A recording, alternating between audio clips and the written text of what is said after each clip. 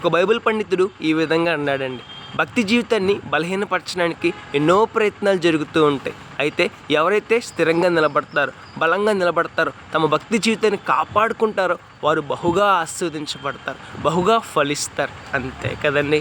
ఈ లోకంలో భక్తి జీవితాన్ని బలహీనపరచడానికి, భక్తి జీవితాన్ని దెబ్బతీయడానికి ఎన్నో ప్రయత్నాలు జరుగుతూ ఉంటాయండి.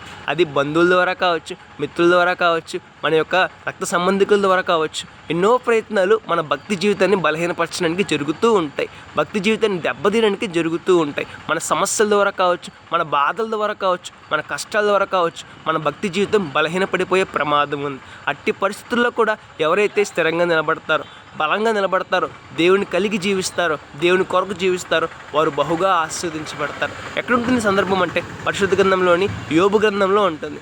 యోబుకు ఎన్నో శ్రమలు వచ్చినాయి, అన్ని దిక్కుల నుండి కష్టాలు వచ్చినాయి, అన్ని దిక్కుల నుండి సమస్యలు వచ్చినాయి, అన్ని దిక్కుల నుండి బాధలు వచ్చినాయి. అయినా సరే యోబు దేవుని కోసం నిలబడ్డాడు, దేవుని యందు విశ్వాసంలో ఎదిగాడు, ఫలించాడు, చివరికి దేవుడు గొప్పగా ఆశీర్వదించాడు. మన జీవితంలో కూడా మన భక్తి జీవితం దెబ్బతినడానికి ఎన్నో ప్రయత్నాలు జరుగుతూ ఉంటాయి. అయితే స్థిరంగా నిలబడితే గొప్ప ఆశీర్వాదాన్ని పొందుకుంటాం. మరి మన జీవితం ఎలా ఉన్నది?